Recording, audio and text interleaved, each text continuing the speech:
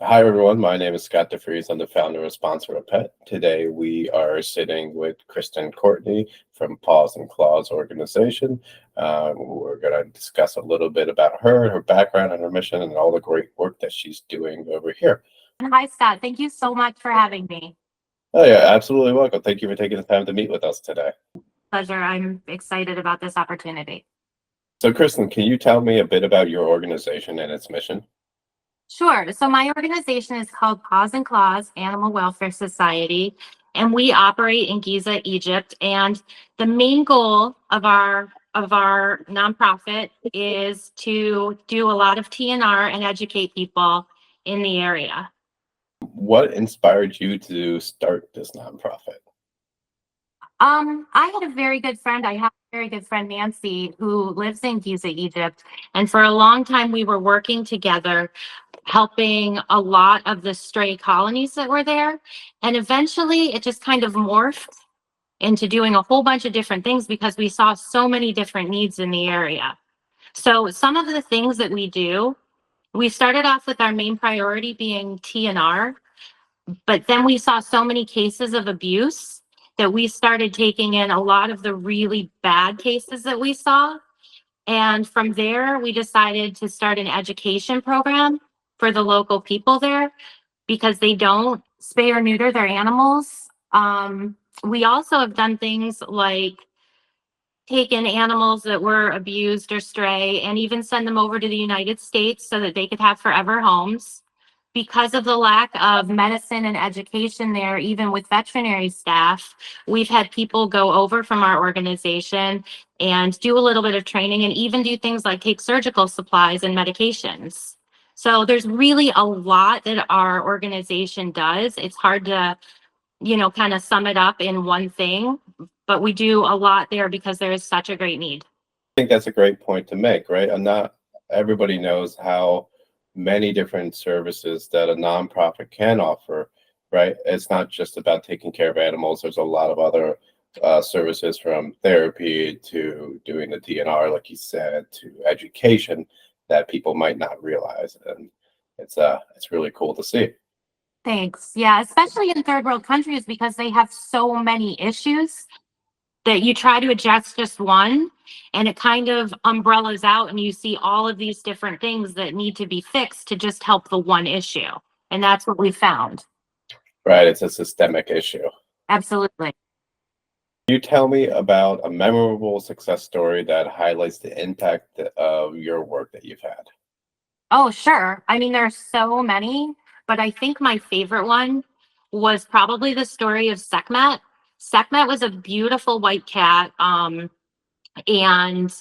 my partner Nancy, her mom was actually shopping and she saw this cat in the street and it had been begging for food and somebody had burned it very badly because they didn't like that the cat was begging for food. So it had this horrible burn all down the side of it.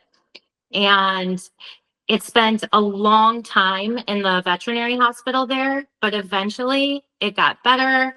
We had a lot of ups and downs with it. But even being a street cat, it was just so sweet. It wasn't feral. It just wanted love. It had no fear of people, even after this horrible traumatic experience it had been through. And in the end, we actually found a vet tech in New York that fell so in love with this cat. By the time the cat was better, we were able to send Sekhmet over to this wonderful forever home. And now this cat is super happy, super loving, loves dogs, loves cats, loves kids, and it is just an absolute snuggle bug and it's doing fantastic. And those are the things that we really like to do. How often would you say that you're able to ship an animal from Egypt to a different country? What's the process like that? Is it very involved, difficult to do? How would you, is that your go-to means for helping like a cat in that situation? Because of the kind of animals that we deal with a lot of strays and colony animals. It is not the easiest process to do because a lot of the animals are feral. So we have to do a straight TNR sort of situation. And when we find the really badly abused animals, they're not always the friendliest because they were feral in the first place or start. And those are the ones that we keep and we love and we just take care of. But actually sending the animals over, it's a really hard process. First, the cats need passports. Any animal that travels overseas needs a pet passport. So you have to make sure that it has an extensive amount of vaccinations really, and a vaccination record, and it comes in the form of a passport. So from that point, we need to find somebody that actually wants this animal. Luckily, with us, because our animals kind of call to people because of the struggles that they've been through. When we do find somebody, they have a really strong connection with that animal. But once we've done all of that, then we send them over by plane, and it costs a lot of money. It's not a cheap thing to do, especially when, somebody here could just go to the Humane Society or something like that. It makes it harder for us, and it's expensive. So it's not super often. I would say approximately 10 a year, but they have to be kind of special cases and they have to go to the right people. And that is very important that we find the right people, because after these animals have had so much trauma, we need to know that they are going to be happy and taken care of forever. I have a lot of experience, actually personal experience, of having cats come over. I have 4 cats, all rescues, obviously. Um, 3 of mine are from Egypt. I call them my misfit toys because, they all have had health problems. I think between the 3 of them, they maybe have 9 teeth, and all sorts of problems. But I can honestly say they were my 3 best adoptions. I love them so much. They are so friendly, so loving. I have a son, and he's their person. They snuggle with him all the time. So adopting a cat from a different country, you're going to get the same kind of cat that you would here. You're going to love it with all your heart, and they're wonderful. So I definitely want to encourage people to not shy away from rescuing these animals and taking them into their homes, because they're missing out on a loving companion, a best friend. They're wonderful. I have personally chosen, to take ones that have medical issues or that are older. I like I said, the misfit toys, the unadoptables. But we have so many that are perfectly healthy and, ready to love somebody forever. So I've had a great experience with it. And I would definitely encourage somebody, if that's of interest to them, to do it. Absolutely. And I think for our audience, like, so we'll make sure to post some pictures with you and your cats there so they can take a look at all your cat collection there. Oh, gosh. Okay. I think I actually have some from one of the nights where I stayed up all night and they arrived. So yeah. That's cool. Yeah, that'd be really cool to see. So to bring an animal over, it can be a complicated process. You need to have, like we were just talking about, the pet passport. A vet needs to see the animal. It needs to have certain vaccines to make sure that it's set and safe to come into the country. It has a description written on it, and of course that costs money. It also needs to be microchipped. And from there, the only other hard thing is really where we can send the animal to. So we might find somebody that really loves a cat that lives in California, but unfortunately, because the flight time is so long, we can't send an animal there. So it really has to be that somebody that's on the West Coast or is willing to travel to get the animal, because it is a hard process for them as well. It's expensive for us, but the most important thing for us too is when they travel, that they're perfectly healthy. So sometimes we have to make people wait even longer just to make sure the cat is in perfect health, because they can get respiratory infections and all sorts of things on planes. So we're very, very careful about everything involved. So that's why we don't do it that often. We'd love to do it more. We have 4 Persians that need to come over, and a wonderful cat that has, I call her my tripod, but she's got 3 paws and she's lovely. So we do have cats that want to come over, but we're just not financially ready. And equipped to send them over yet. So that's something that we continually try to do. It's just a slow process for so many reasons. Do you pay for everything, or just like the vet tech? Did they help cover the costs? How is that? We do it. Um, we try to get the person who's going to adopt the pet to pay at least part of it.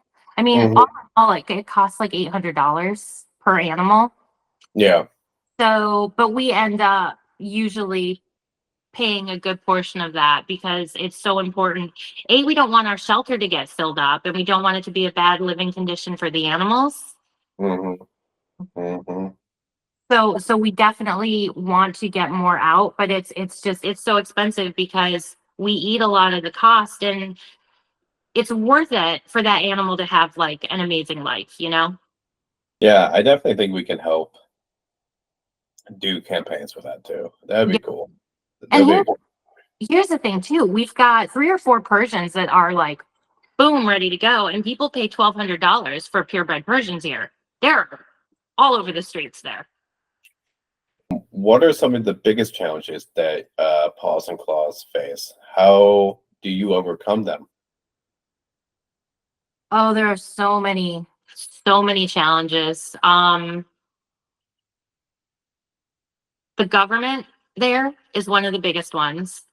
Part of why we work there is because there's no such thing as the ASPCA. There's no such thing as the Humane Society. There is nothing there to help these animals.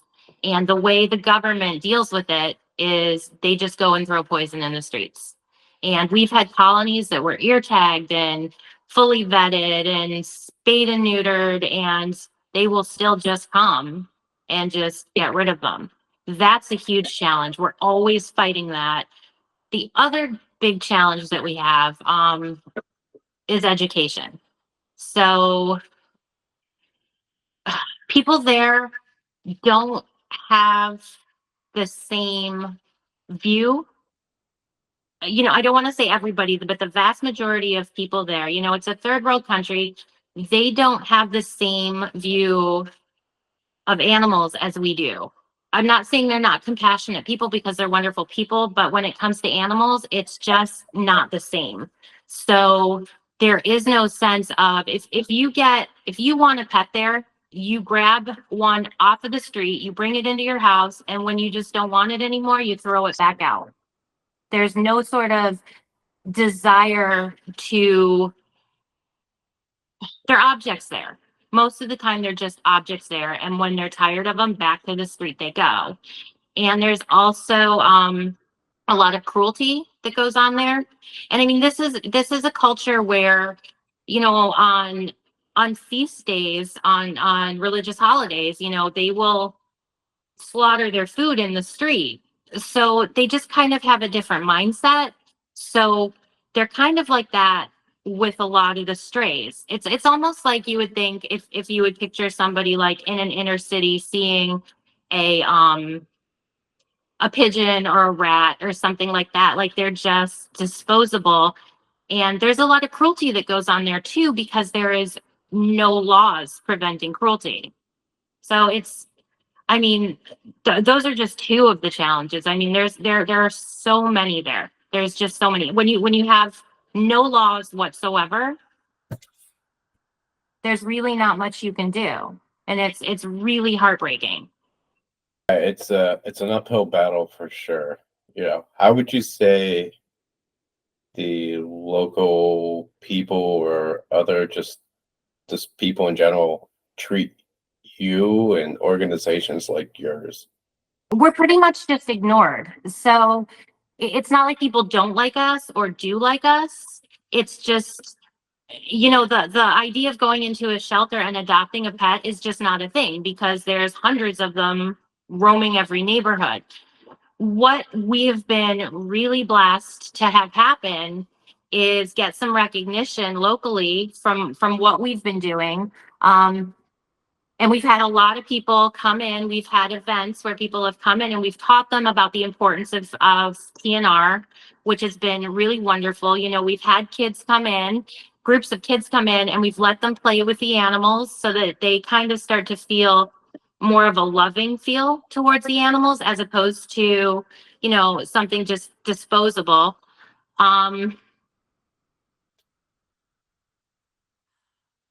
What one of the things that's kind of a blessing and a curse for us has been, nobody there will donate or help in any way necessarily. But we have seen some interest in the education side of it.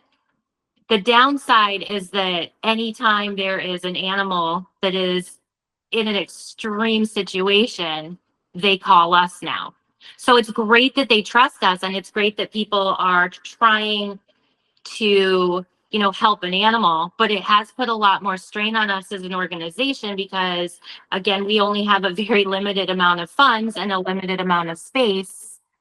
So again, it's great that they're starting to like us and trust us and come visit us, but it's not really an area where we're going to get any sort of help. Right. There's no government funding, subsidies, grants, things of that nature that you can do.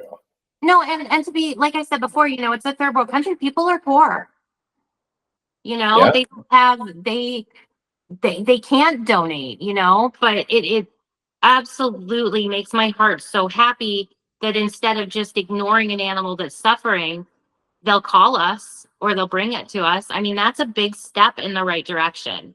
The fact that we're seeing any sort of interest in what we're doing is wonderful. Even if a parent brings their kid into the shelter just to like play with the cats or the dogs that we have for a little while, that's Hmm. like a tiny miracle there because their love for the animals is growing. So, I mean, it's grassroots, but you really have to start somewhere. Absolutely. You have to start with the new generations, right? And build up from there. Exactly. Can you walk us through some of your key programs and initiatives? I would say right now we have two key programs that we're focusing on. So we're focusing on TNR. We've always done that from the start. We were some of the first people to even get TNR cages over to Egypt, to Giza from the States. It was a big production to get them over there, and it was really expensive. But once we got them over there, we were sharing them with anybody else who was willing to do rescue in our area. Um, so we were probably the first people in our area to even start tackling that. So we definitely tried to share our resources with anybody who is interested in doing the same thing. So TNR has always been our priority. Um, but the other thing that we're starting to do now, like I mentioned before, was bring the community in and getting some sort of community involvement and educating. And I imagine just getting all those cages over there is a logistical nightmare. Oh, ridiculously expensive too. Yeah. Yeah, yeah. I mean, it's basically like shipping any package overseas, right? That's a I mean, large item. I think we shipped 12 over there, and it probably cost us about almost $2,000 in total. It was, by Wow. buying cages and shipping them, and it was interesting. It was a struggle. Yeah. But Because it was they're just, and then the fact that we were able to then go to other people, um, you know, not other rescues necessarily because there really aren't very many, but Mhm. people who were also helping feed colonies and things like that, and we were able to show them, hey, this is how you can use this to catch the animal if it's sick or hurt and bring it to us, or to get it TNR'd. So because they'd never done stuff like that before. Yeah, it's a lot. It's a lot that you do. Yeah, it's a lot, but it's worth it. I mean, I just see things getting better there. I mean, it's very, very slow. It is very, very expensive. And like once a week we run into something where we're scratching our heads and we're just like, how are we going to do this? Hmm. But we can, Hmm. it's baby steps, and it is like it seems to be making a difference. How long has your organization been around for? Um, so our organization, Paws and Claws specifically has been around for 3 years as an actual nonprofit. It it kind of organically grew because Nancy and I had been friends forever. She's my partner. She's on the ground in Egypt in the shelter every day. Um, her mom, she was raised by a huge animal lover, a wonderful woman, and her mom started helping colonies and taking animals in forever. You know, Nancy was little and her mom was doing this. So it kind of grew into what she did and her passion. And it was also my passion as well. So we kind of came together on this project. And for the longest time, her and I were doing it together with her mom's help. And her mom is older now, so she really doesn't participate much anymore. She still goes to the shelter and loves on the animals all the time. But so Nancy and I decided together that we were gonna start raising money, try on Facebook, and that was really the only way we could do it. And getting money to feed the colonies and care for the colonies. And she would even hire like a dog catcher to catch cats and dogs if they were injured and to get them TNR'd. And we did this probably for about 3 years together, but there was so much heartbreak involved because we would have these colonies that we were allowed to keep and allowed to care for. And, you know, we had invested money and time and love into, and even though they were ear tagged, the government would come and poison them. So, you know, Nancy, for example, would walk out one day and see an entire colony of animals that were vetted completely and supposed to be safe, and they would just be gone. And it was heartbreaking. And I can't I can't even describe, like, I would get a phone call in the morning and she would just be beside herself and she would say, "We lost 20 dogs today." And it was really hard. And so we just decided we had to do better. We had to come up with a solution. So we just kind of built our Facebook profile and just kind of started saying, "Hey, this is the situation, as horrible as it is, as sad as it is, you know, we need to raise donations because we need to get a safe space for them." And it was very, very hard to raise money on Facebook. And there are so many scam people on Facebook that say that they're shelters and say that they do good things, and they're really just monsters, a lot of them. So I decided, okay, well, what we're going to do is we're going to start a nonprofit. And at first, we wanted to start the nonprofit in Egypt, and we started to research that and go down that route. But just you had to pay people off, and it was really just not the way to go. It was just really corrupt. And then I thought, you know what? We'll just do it in America. I will set one up. That way, people will know that they can trust us. People um, can donate and know that it's a real thing and we're real people and they can contact us and they know where their money's going and it's tax deductible. And that just was kind of the way it went. And it was very interesting learning how to do it all because it's definitely not something that was in my background. But we did it. We did it together with the help of a couple friends, and we take no sort of salary out of it. So we're not a nonprofit. We're very small. We're not a small profit that, you know, gets, like I said, any sort of salary or any sort of benefit out of it for ourselves. Everything we get, we just give right back to the animals. So, and I think that's another kind of unique thing about a lot of us, about us, because a lot of people, you know, some of the money goes into people's pockets and we just do this from our hearts. So that's kind of how we started. You just kind of jumped into it and started figuring it out as you went. Oh, I jumped into the deep end with no knowledge of what I was doing. I feel like we have a lot of nonprofits where they just kind of jump in and get going just because of the passion that they have for animals, and it carries them forward. Absolutely, because you have this idea of what you want to happen and you really just don't know anything about how to make it happen. So it's just that drive because you love the animals so much. You just keep going and going and going, and it's a bumpy ride. Like, you learn things that you would have never imagined and you have no idea what you're doing, but if you just keep going and you keep trying and your passion is there, it works out. 100%. Couldn't agree more. Can you describe some of your biggest challenges that you face as an organization today? One of the things that I find most challenging, um, and this is kind of a hard subject to talk about. So where we are in Egypt, I'll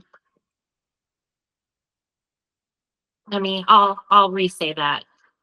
I'm trying to say it in a tactful way.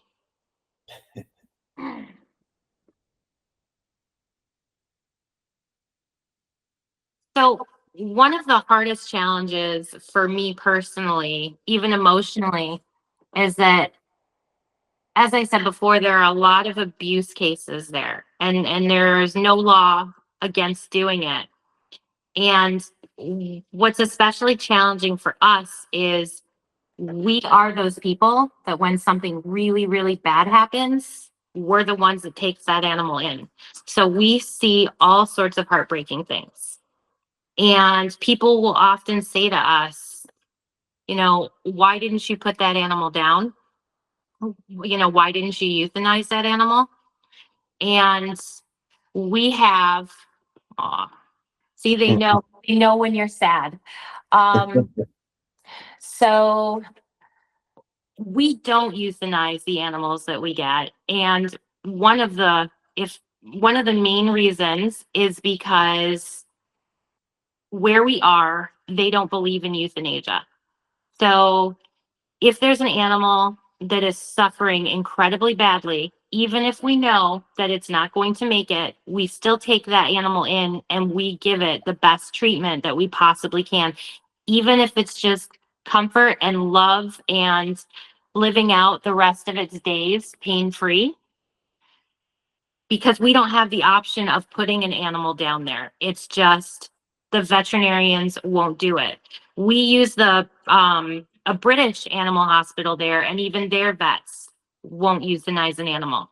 So sometimes people, like I said, will come and say, "Well, why didn't you euthanize the animal? It's just suffering." And the real reason is we can't. We can't. A veterinarian there won't do it.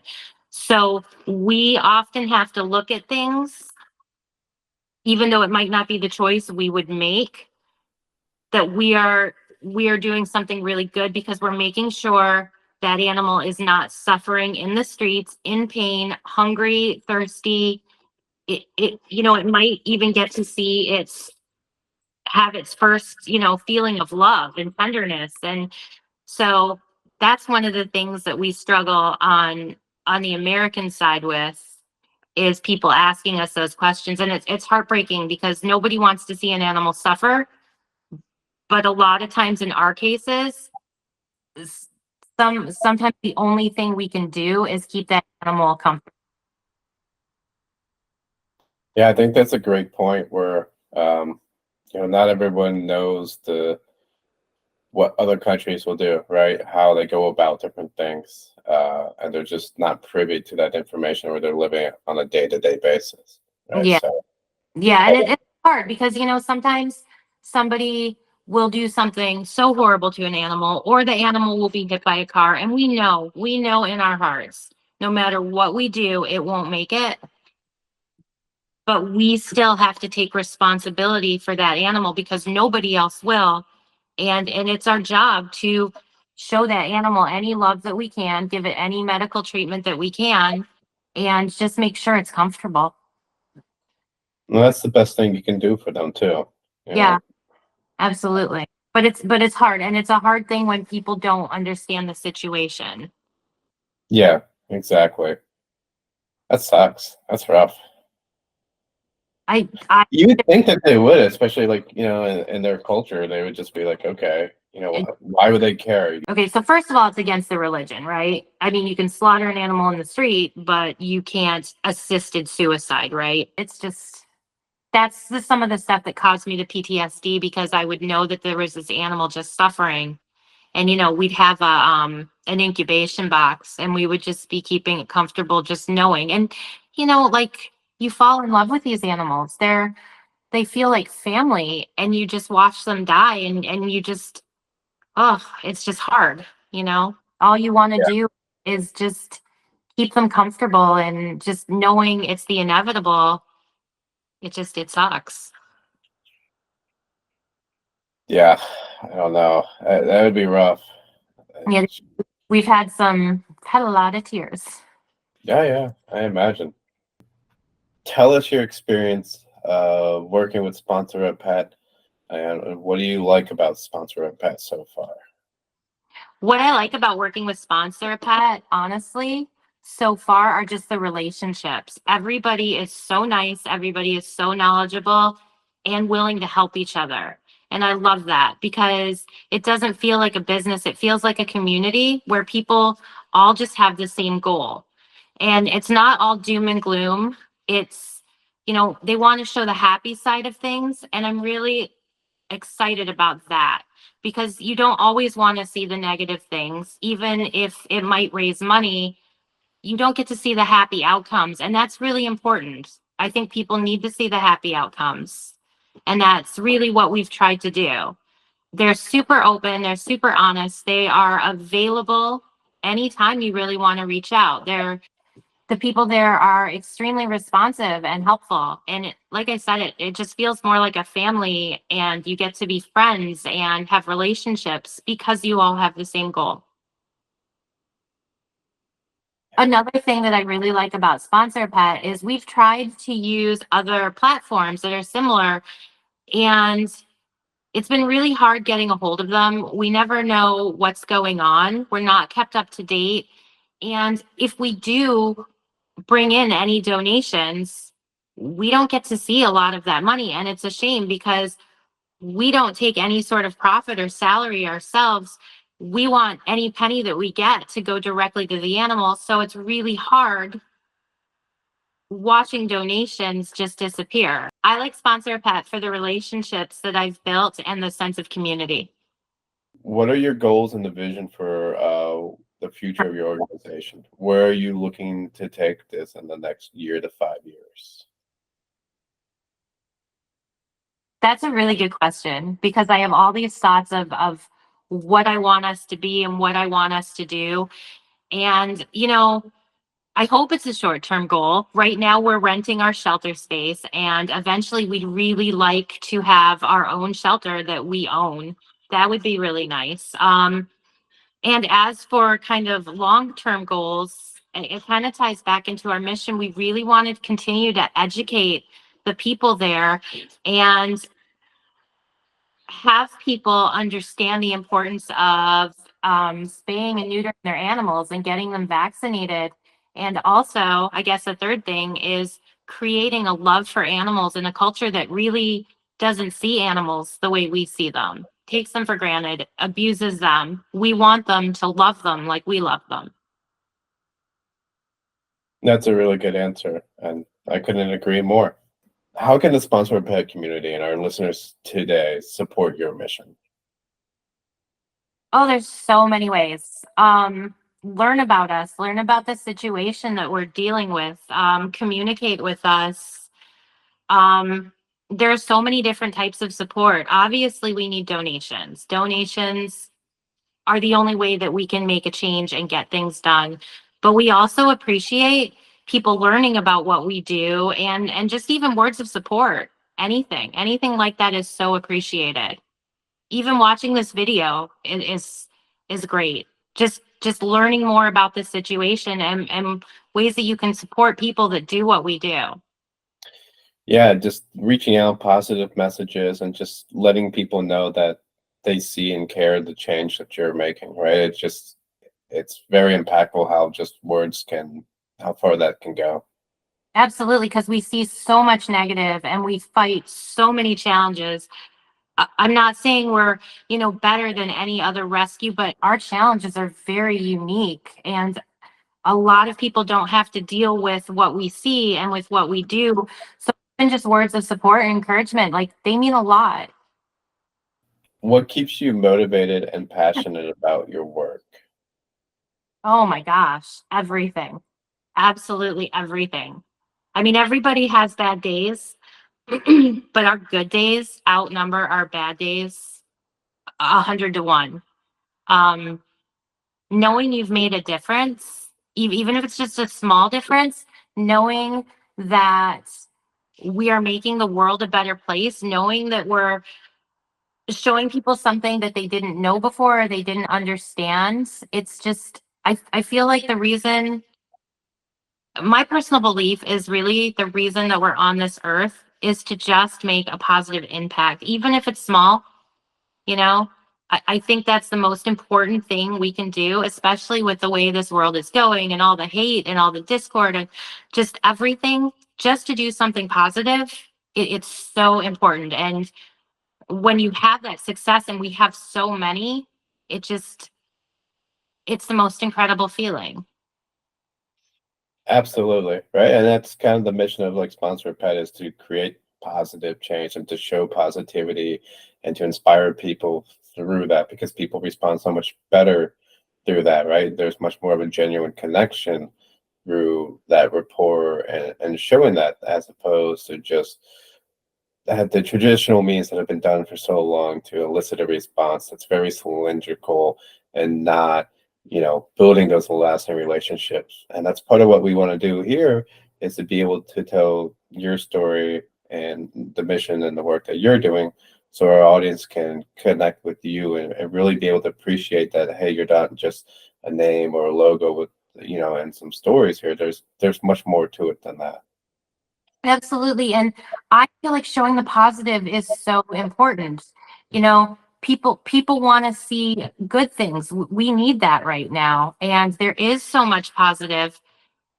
We want people to see that. We want people to see that if they donate or if they follow us, like there might be this tragic thing that happens. There are tragic things that happen all the time, but if you follow what we're doing, 9 times out of 10, there's this like amazing ending, and it makes it all worth it. And people need that. I need that. Everybody needs that. Absolutely, right? You need to see the success and all the work and how and where it goes, right? And to be able to continue the journey and to follow along, you know, as you go through with everything there. It's just incredible work. What advice or one piece of advice would you give someone looking to start their own nonprofit Mm. before they would jump in, I would say, right?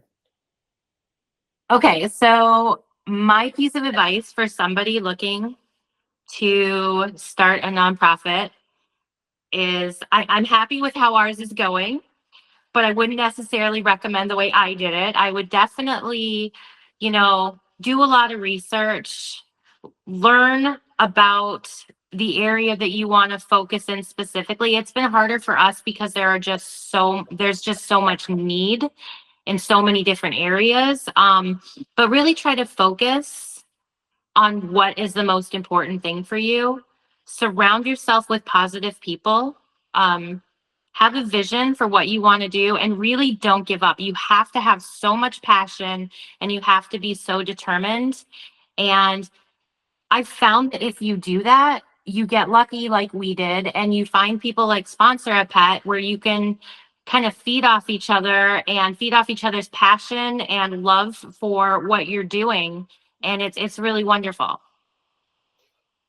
That's great advice, right? And I would echo that statement where, you know, focus on an area first, get really good at that before trying to boil the ocean and do everything at once, because you just can't take everything on at once, right? And And you so, get overwhelmed and so beaten down. Um, so just really educate yourself. We felt like we had no choice into jumping in the way we jumped in. We had a couple really bad situations, and we weren't fully prepared to do it. So we kind of did it the school of hard knocks sort of way, because there was that immediate need for us to do something. But if mhm. you're really starting out, you know, hire an attorney, learn about the process, and just really take your time and focus on what you want to do, and just have that passion and know that that passion is not going to go away, because with so many negatives in this sort of space, you have to know that you can make it, and you have to keep that passion and know that, if you see bad things or if you struggle, that you're still going to want to do it, because at the end of the day, You know, especially if you have a shelter or animals that depend on you, they depend on you. And that is so important that you be there for them. 100%. Where you have to always be able to work backwards. Like, here's your end goal. How do I get there? And have the steps along the way to be able to hit that. Right. You have to treat it as a business almost as well. Right. There's saving the animals is the one aspect of it, but there's a lot of part that goes into being able to make sure that you can sustain that and be, I don't want to say successful, but able to keep what you're doing there and have the pieces in place that you need to be able to do all that work.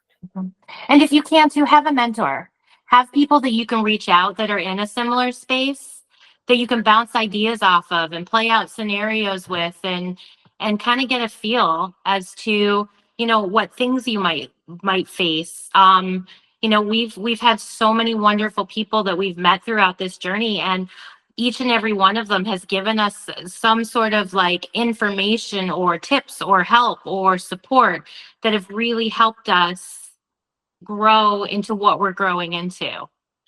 And I would say you can reach out to the sponsor pet community. We have a tremendous amount of knowledgeable people here that are willing and able to help and to just bounce ideas off of, and who have been there and done that, that can really provide support, and lend their ear. So Absolutely. And I said this before, this organization really feels like a community. It's not a business. It doesn't feel like a business. We've tried to work with other people and it just felt like a business. This community and Sponsor a Pet really feels like a friendship, you know, and it's wonderful and it's refreshing, and it's just such a positive experience. and I would say we are friends at this point. We have each other's cell phone numbers, right? We text, we go back and forth and bounce ideas off of one another and help each other out. To say. Yeah. No, But you it's good, right? I mean, it's great to be able to help and to see the change and to provide a really a platform that just doesn't exist. Yeah, there's similar models of how we're doing it, but the way that we really choose to do it is the right way, right? it's And and it's fantastic. It is the right way, because it's not all doom and gloom. Let me see how much money I can bring in. It's, let me show you what people are doing. Let me give you a way to see from the start to the finish how things are happening, you know, see where your donations go and what good you're doing, rather than just like a sad picture on TV, send me money. Because I mean, that might bring in the money, but at least for me as a rescuer, I want people to see the whole story. I want them to see, you know, you might have donated $5 to this really awful situation. 3 months down the road, there is this beautiful, healthy cat or dog that is doing fantastic, that has this wonderful life and a future and is loved. So through Sponsor a Pet, you get to see the journey, and that's so important. I couldn't agree more. Tell us more about you and your background. My background isn't all that interesting. I actually grew up in a country that was a third world country, and even when I was little, my family was involved with what we would call angel flights. So we had a large stray population there.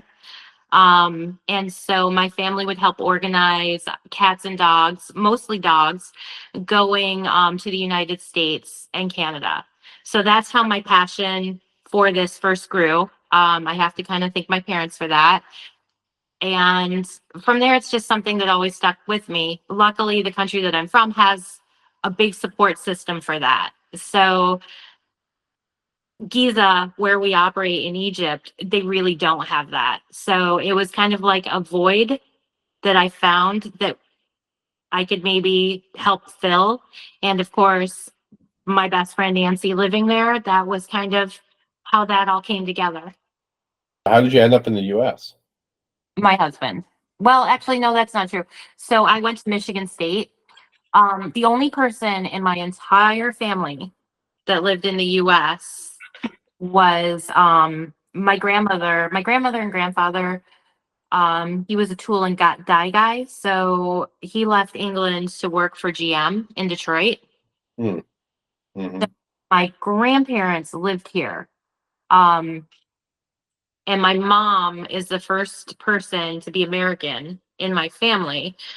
And so she married my dad because they're both Welsh and European, and long story, but she lived in the Bahamas. And when it was time for me to go to college, I went to Michigan State because that's the only place where I had family. Hmm. So you went from tropical to the cold. Yeah, well, the UK was just as cold. True. That's My true. school was in the Highlands of Scotland, the very northern tip. Nice. That's cool. That's cool.